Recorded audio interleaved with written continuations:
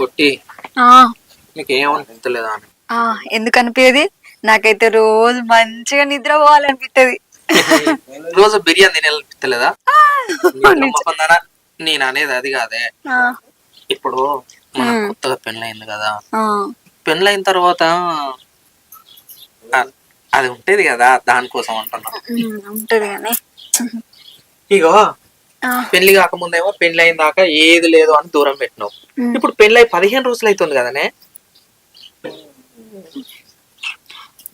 ఏం చెప్పాలి నీకు? అది మా అమ్మ మన గ్రహ బలాలు మంచిగా లేవు, కొన్ని రోజులు అయ్యాక దూరం ఉండమన్నది.